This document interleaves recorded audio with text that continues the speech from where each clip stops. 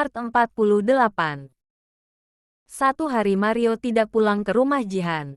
Anak-anak ia titipkan pada Firna. Sungguh selama 2 hari itu ia berusaha untuk mencari keberadaan Jihan. Meskipun hasilnya tidak ada.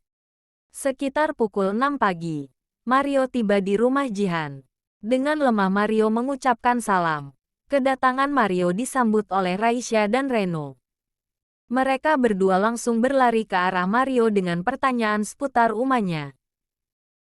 Bukan hanya Mario yang merasa hidupnya hilang separuh. Tapi, Raisya dan Reno juga merasakan hal yang sama. Om, Uma udah ketemu. Di mana sekarang? Raisya sama Reno udah kangen. Cerocos Raisya si sulung. Raisya tahu. Belum ada kabar tentang umanya. Ini terlihat jelas dari raut wajah Mario yang terlihat muram. Tak ada sedikit pun senyum walau seulas. Mario kemudian tersenyum. Sebisanya ia berusaha untuk tidak memperlihatkan wajah sedihnya.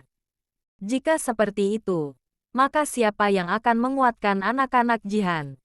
Begitu pikir Mario. Mario mengusap kepala Raisya, kemudian kepala Reno. Sepertinya Allah belum mengizinkan kita bertemu Uma. Sabar. Ya, terus kuatin doanya. Jangan pernah putus. Tutur Mario. Raisya dan Reno murung. Untuk pertama kalinya mereka harus berjauhan dengan umanya. Yang lebih membuat mereka sedih adalah sang ayah. Kenapa ayahnya melakukan hal ini? Apa mau ayahnya? Kini giliran si bungsu berbicara. Dengan kepala yang mendongak serta tangan yang menarik baju kaos Mario. Om, kenapa ayah jahat?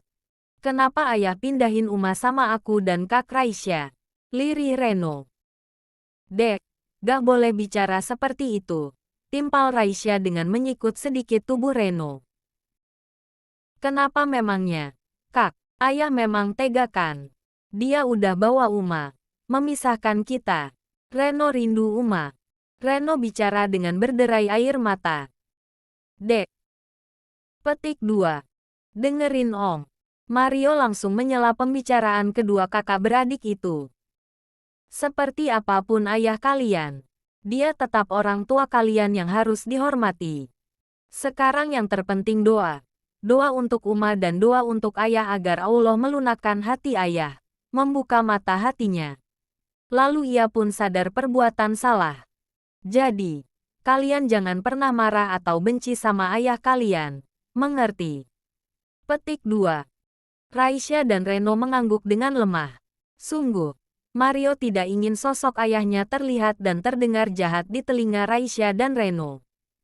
Meskipun seharusnya ia senang karena kemungkinan Raisya dan Reno akan jauh memilih dirinya. Tapi, tetap saja membiarkan Raisya dan Reno membenci ayahnya adalah salah. Dan, Mario yakin kalau Jihan tahu, dia pasti akan mendukung dirinya. Kalian udah sarapan? Tanya Mario mengalihkan keadaan. Lagi, kakak beradik itu menggeleng. Kalau begitu kita sarapan dulu. Petik 2. Mario merangkul Raisya dan Reno. Membawa mereka untuk sarapan terlebih dahulu sebelum mereka berangkat sekolah. Mario akan melakukan segala cara untuk menemukan keberadaan Jihan. Dia yakin Jihan pasti akan ketemu, meskipun tidak tahu pasti kapan. Selesai sarapan, Mario memutuskan untuk beristirahat di kamar Jihan. Sementara anak-anak diantar ke sekolah oleh supir. Saat Mario hendak ke kamar, Firna menahan. Ia ingin tahu bagaimana kabar terkini keberadaan Jihan. Mario. Apakah ada titik terang keberadaan Jihan? Tanya Firna pada Mario. Mario pun menoleh. Ia terlihat menarik napas panjang. Hah, belum ada sama sekali. Aku sudah menemui Fiona. Ke rumah Fiona mencari sesuatu yang mungkin bisa jadi petunjuk. Dan hasilnya tidak ada. Aku sungguh takut Firna. Lirih Mario. Firna bisa melihat dengan jelas betapa terpuruknya Mario. Sedalam itukah rasa cintanya untuk Jihan? Firna jadi merasa iri. Ia pun ingin sekali mendapatkan cinta sebesar itu. Allah sedang menguji cinta kalian. Aku yakin jika kamu tetap kuat dan terus berikhtiar, Allah akan berikan jalan. Tidak ada usaha yang sia-sia. Firna mencoba untuk menguatkan Mario. Ya, terima kasih. Aku juga berusaha untuk tidak lemah dan putus asa. Karena bukan hanya aku yang sedang mengharapkan Jihan.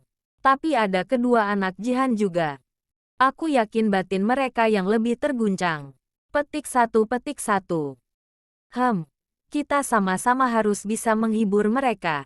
Berpura-pura tersenyum meskipun sebenarnya untuk sekedar tersenyum simpul pun begitu terasa pahit. Petik 2. Kau benar, Firna. Baiklah, aku istirahat sebentar ya. Aku sama sekali belum tidur. Petik 2. Istirahatlah. Kamu tidak boleh sakit. Petik 2. Setelah itu, Mario pun pamit dan kembali melanjutkan niatnya untuk istirahat di kamar Jihan. Sampai di kamar Jihan, kamar yang masih utuh dengan dekorasi pengantin baru. Mario merasa ngilu. Hatinya terasa perih. Harusnya dari seminggu lalu ia sudah resmi jadi suami Jihan. Mario berjalan mengitari kamar tersebut. Setelah puas ia merogoh sakunya dan mengambil handphone. Handphonenya mati.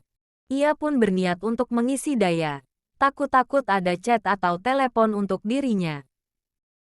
Ia pun duduk di atas ranjang setelah kabel charger terpasang di handphone. Handphonenya pun ia aktifkan. Benar saja saat handphonenya diaktifkan kembali. Begitu banyak chat dan panggilan masuk. Ada dari Bu Widya, koleganya, dari sekretarisnya dan ada satu nomor tak dikenal masuk. Dan nomor tersebut jadi fokus utamanya. Sebab pesan yang terlihat terakhir bertuliskan, "Jangan lagi hubungi nomor ini." Pesan dari siapa? Petik 2. Untuk mengurangi rasa penasaran, Mario langsung membuka dan membacanya. Raut wajah Mario tiba-tiba tegang. Kedua matanya berubah membesar. Hingga di detik berikutnya, ia langsung berlari. Aku akan datang. Petik 2. Firna melihat Mario berlari. Padahal beberapa menit lalu Mario mengatakan jika dirinya ingin beristirahat. Lalu sekarang kenapa malah berlari dengan raut wajah seulas senyuman? Mario, kamu mau kemana? Bukankah kau bilang mau beristirahat?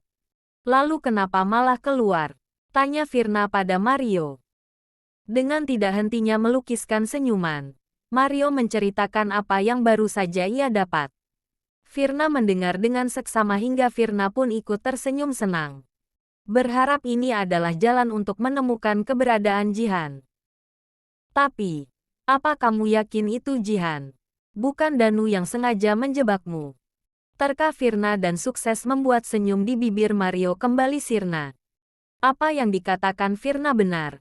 Kenapa dirinya tidak berpikir sampai sana? Bisa saja orang yang menghubungi dirinya adalah Danu. Tapi, jika dipikir ulang meskipun ini adalah jebakan Danu, setidaknya ia akan tahu di mana keberadaan Jihan.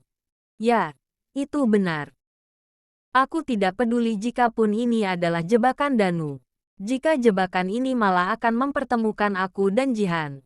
Jadi aku akan tetap ke sana. Petik 1.